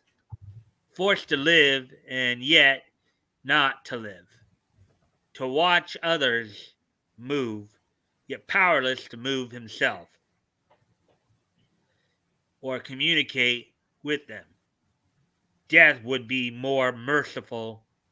I've half a mind to. But that isn't all Shorty can be. That isn't all. Shorty can be rescued from the state where the chemical Fuyan Yui possesses. If you follow this guide to him, he says that perhaps you two can come to terms. It's this new thing. It's going to be big in the future. It's called crack. Crack? I'm joking. Crack will wake him up because it's 1938. I don't know. That is some kind of reasoning. Don't know if it's good reasoning, but inform the guide. I'll go with him, but you remain here with Shorty.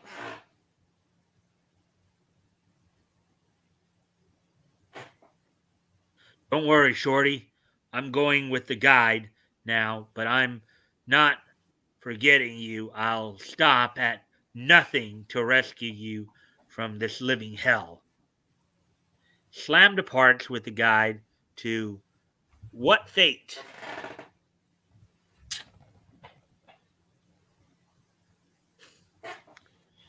Later, enter.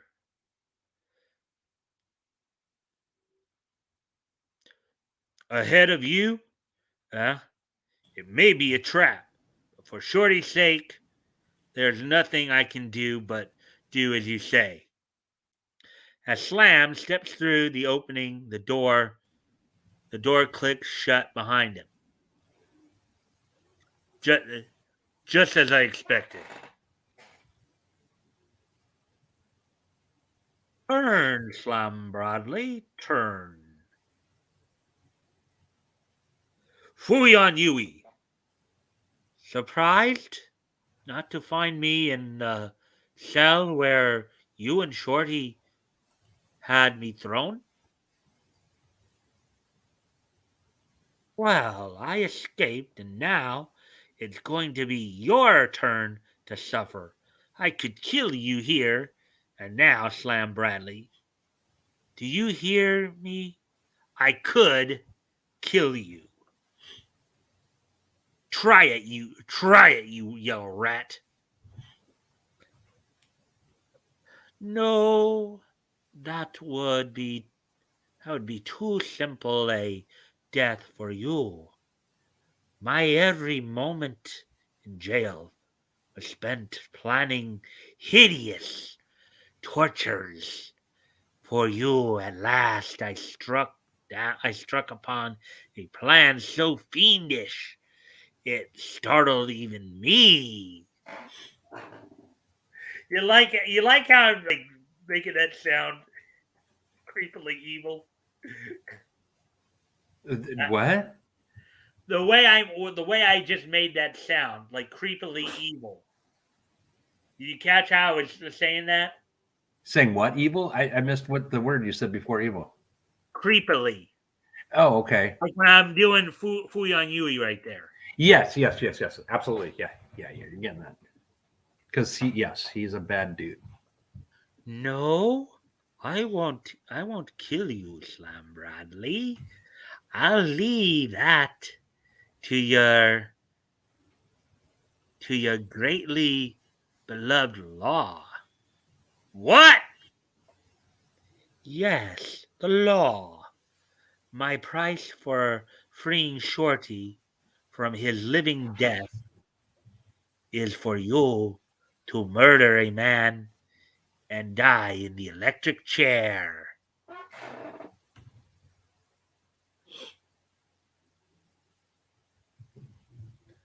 Under that condition, and that alone, will I free Shorty.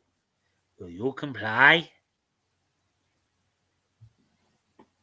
Let, let me have a moment to think. I'll play for time, string along, and wait for an opportunity to turn the table. That's exactly what I thought he was going to do. That's Slam. Yeah. Now, mind you, he's not actually saying this. The dotted dialogue box. Thought bubble. Yeah, it's more like a thought bubble, or he's saying it, but he's saying it more like to himself. He's saying it. Yes, under his breath, sure.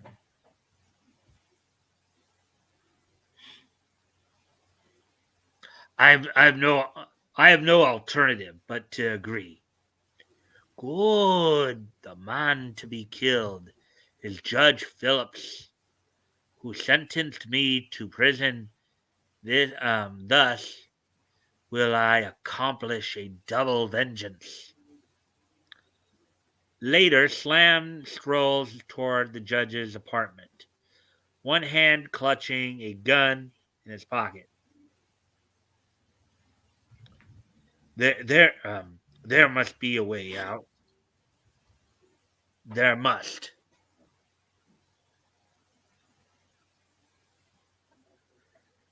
Behind him trails a tongman to observe whether he carries out the mission successfully. Slam scales the fire escape toward Philip's roof. I've been reading for a while, so I'm just gonna double check here real quick where we're at. Oh wow, we're already at hour 34, so I guess this will be the. I'll like just kind of flash through the rest of Okay. Sure. Well, I'm gonna finish this story. And then we'll flash through the rest of the comic.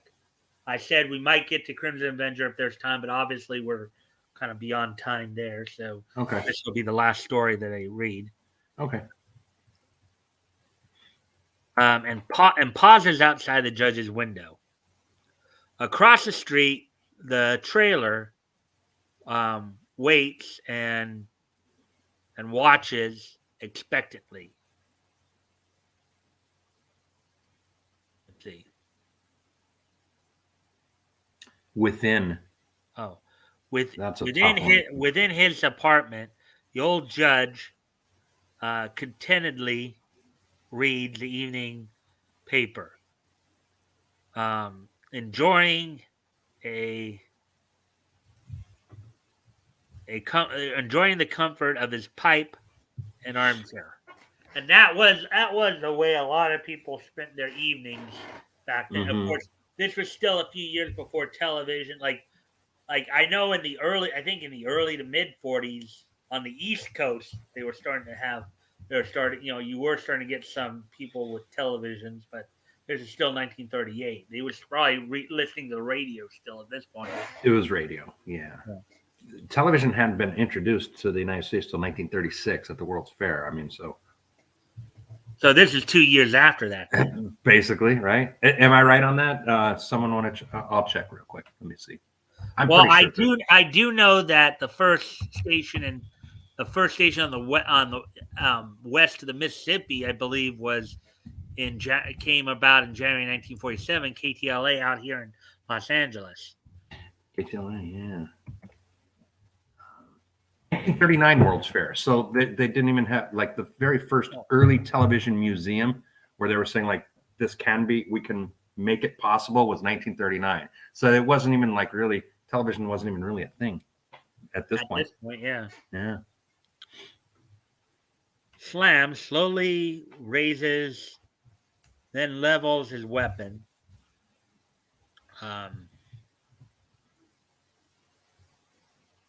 Vert beads his brow. All right. For you, Shorty. And fires. With a convulsive jerk, the old judge topples face forward onto the floor and lies still. Slam races down the fire escape. Let's see.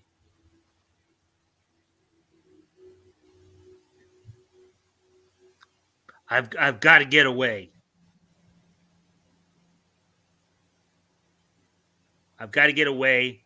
Police will be I got to get away from here quickly.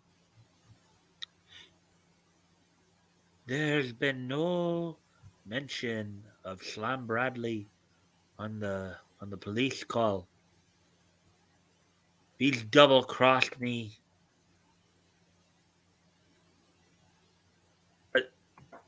Attention! All police cars, be on the lookout for Slam Bradley, escape murder.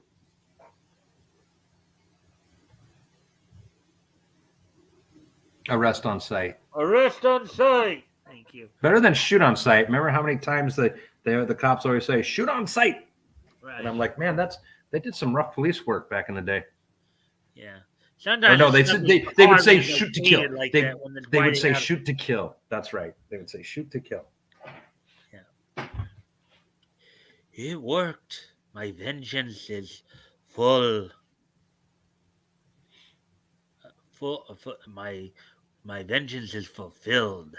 Slam Bradley shall die in the electric chair, completely disgraced.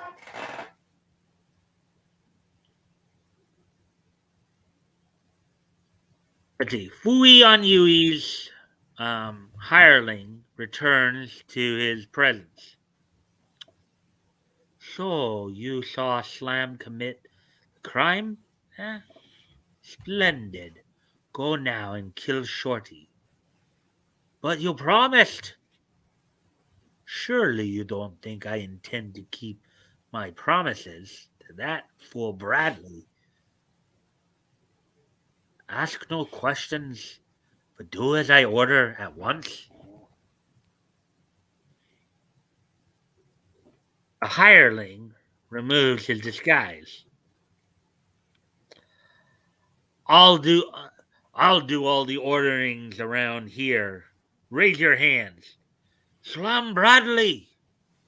I kind of thought you'd pull a double cross. Keep moving. Where are we going? As they move along the tunnel to Shorty and as they move along the tunnel to Shorty, and you're going to free him, or I'll blow your worthless brains out. Slam ain't playing. Slam, right? Slam is not playing, yo. Slam don't play. You don't play. You might want to listen. Now revive him, or you're a dead man. I'll do my best.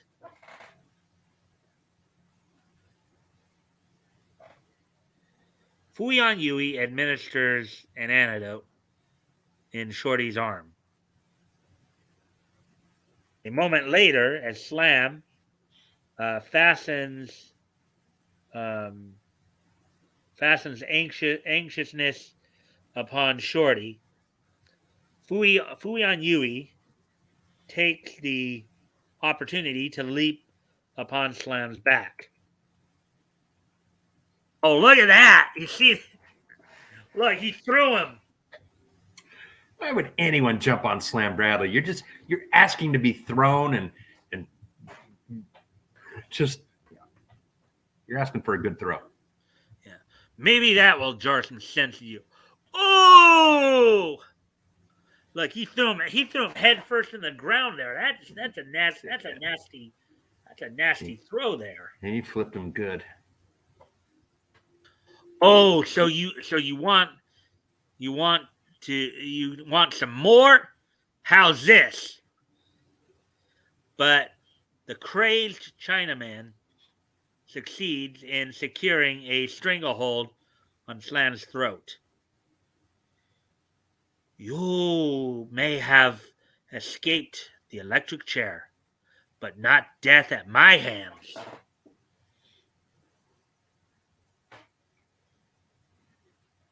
Slam's struggles lessen.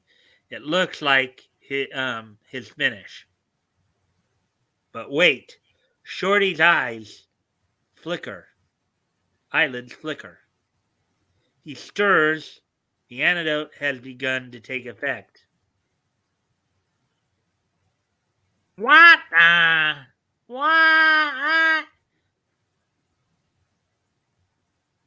Let's see.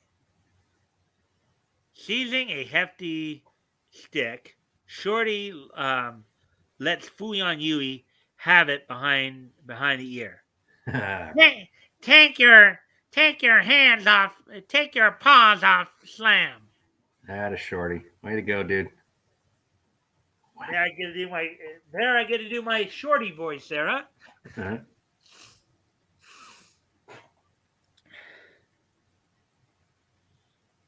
How are you, Slam? Fine, thanks to you. Gosh, if it hadn't been for you. Yeah, well, if you hadn't saved me from that living death, I never could have come to in time to save you. Thank heavens you're all right now. For a while, I was afraid you were gone for good. While the two detectives converse, Fuyan Yui hand creeps toward the gun Slam had dropped. The wily Chinaman still pretends unconsciousness. Another moment, and I'll have it. I've got it. And I can't even read that now. Yeah, that's unreadable. This time he won't escape me. But just as Fuyan Yui is about to press the trigger, he sights the figure of the slain Judge Phillips for one moment and is frozen with horror.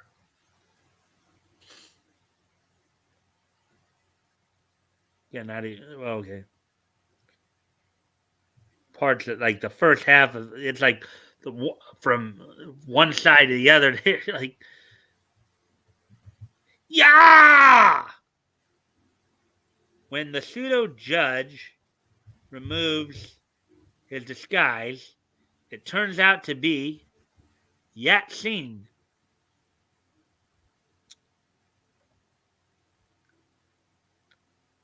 I learned of your predicament through underworld spies and through the judges and took the judge's place.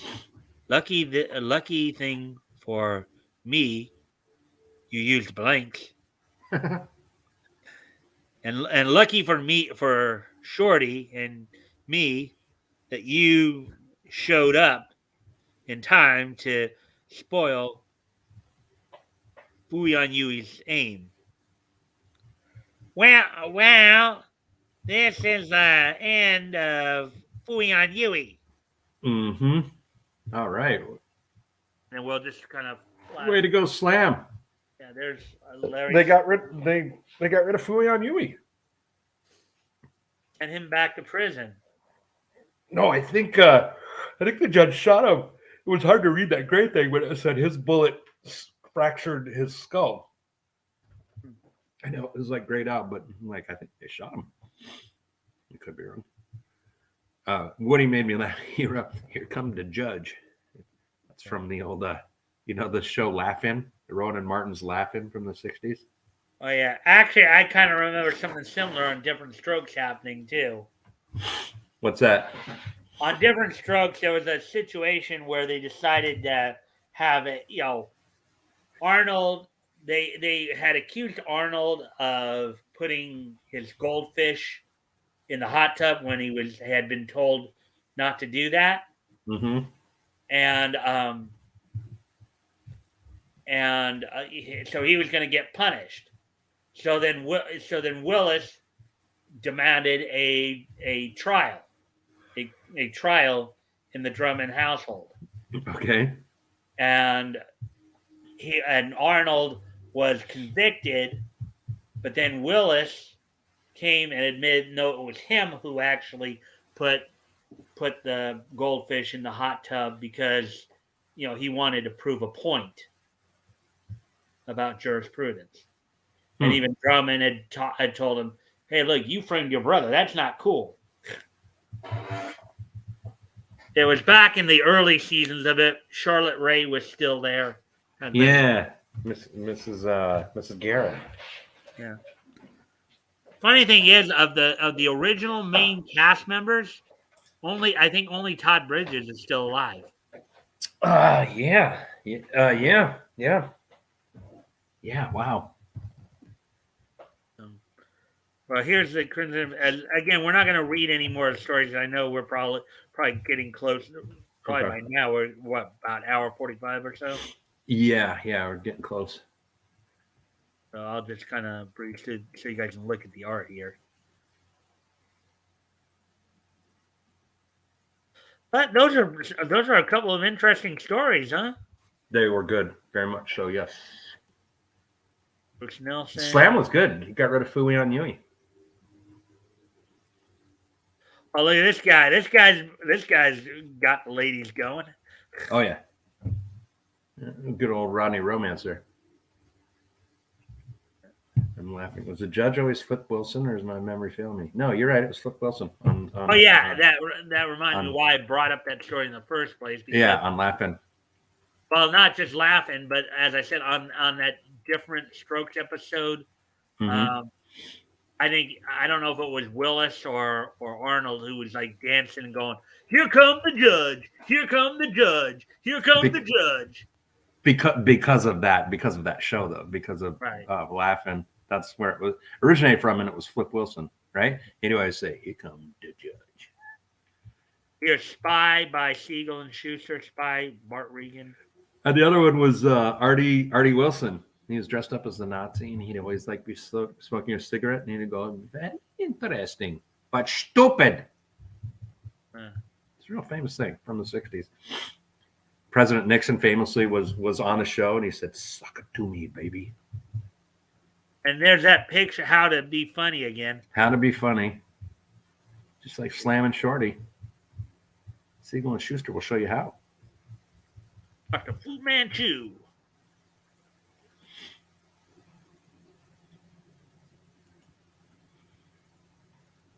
of the cereal they had been using there. Oscar the Gumshoe.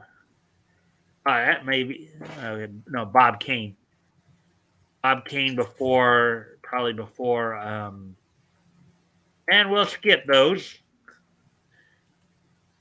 I don't know if you know why I said we were going to skip those shots there. I'm looking at something else. I brought up a different page. Well, let's just say that it might get us in trouble because of the Oh yeah. Then go ahead and do that. Again, not that I'm reading anything, anyways. I'm just showing pictures, but it was something that back then was considered appropriate, but wouldn't be considered appropriate now. Sure. Like the tent of Scotland Yard.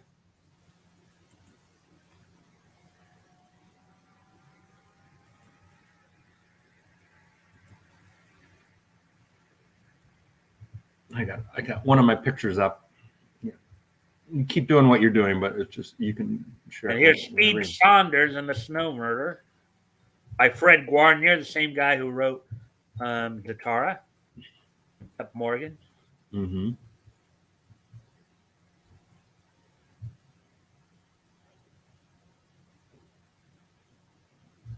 Now it would seem that Speed Saunders. Toys is heading off to bed. All right, Toys. It's good seeing you. Thanks for dropping in, my friend. I'm going to award you the Lulz Trophy tonight. It was close. 3, 2, and 1 points, respectively. So, Toys wins the Toys wins the Lulz Trophy again. Congrats, Toys.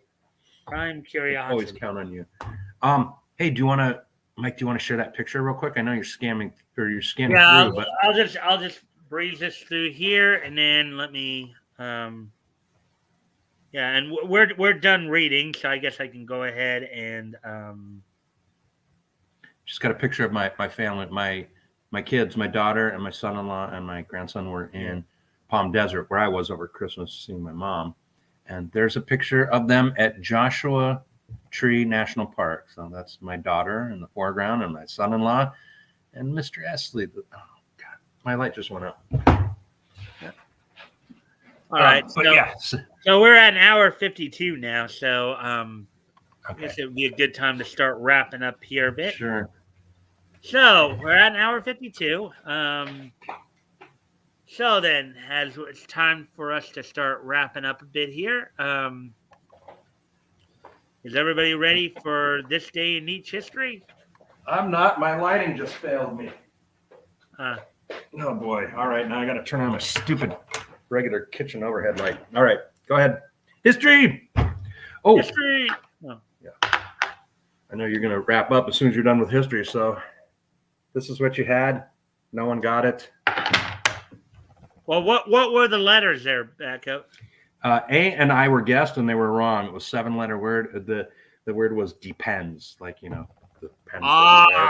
Yeah.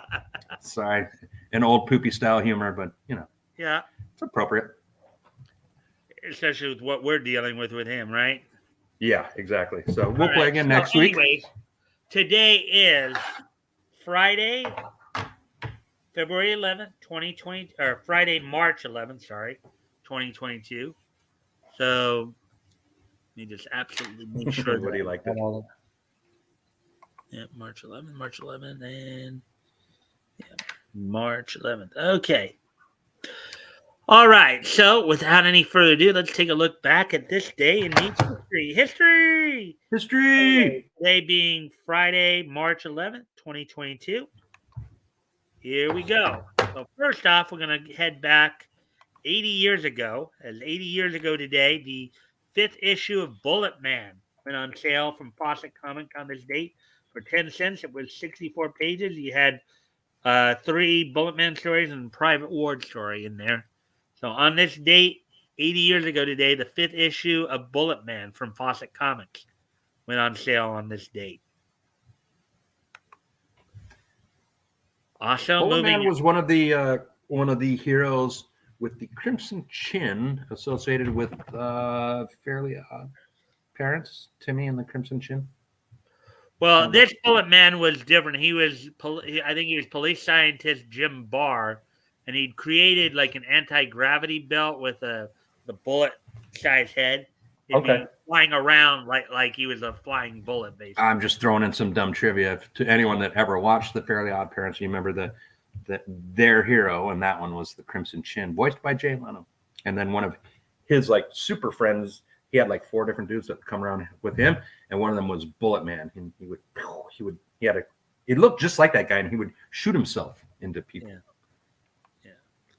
And we'll probably get into some of his stories when we get there. Okay. That's still like, again, we're not even out of 1938 yet, so that's still yeah. At least 2 or 3 years before we even get to that point. But anyways, moving on to the next piece of Neat history.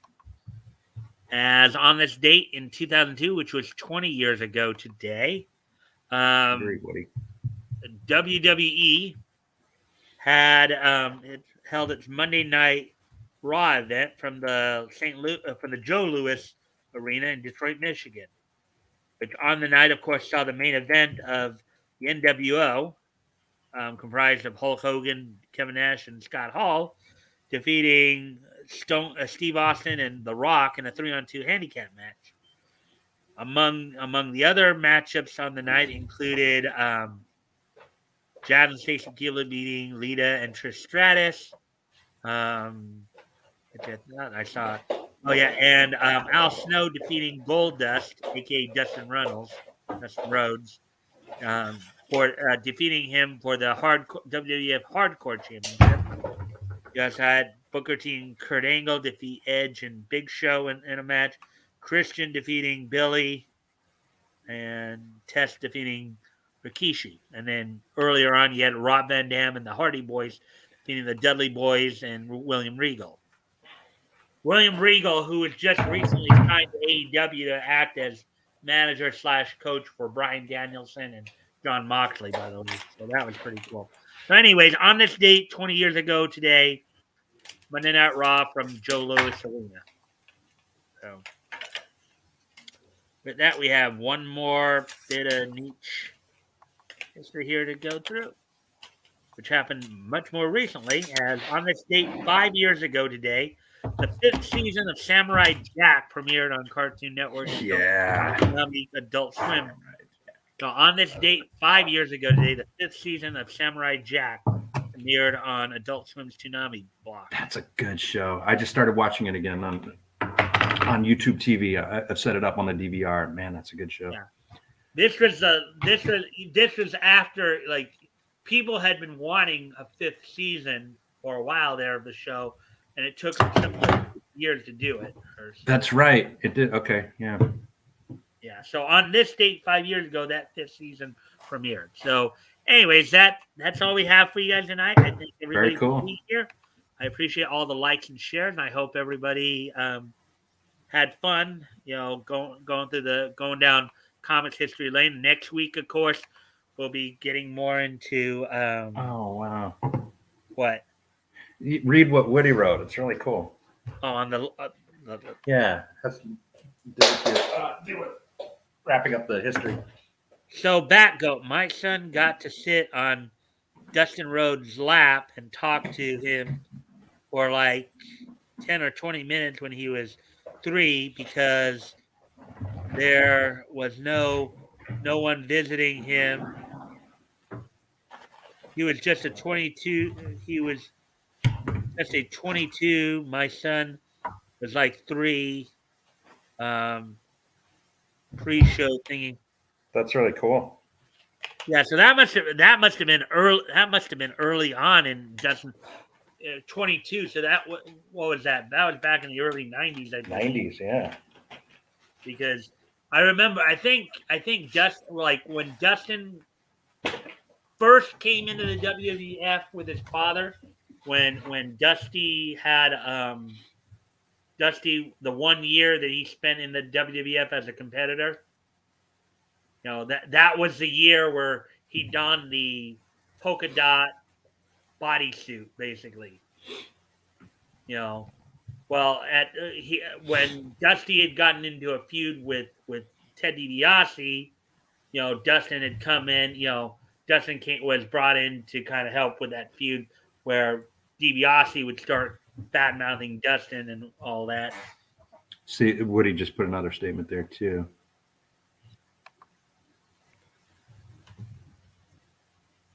He's just a Booker's son wrestle in the circuit way back when Dustin Rhodes, way before Goldust, all the other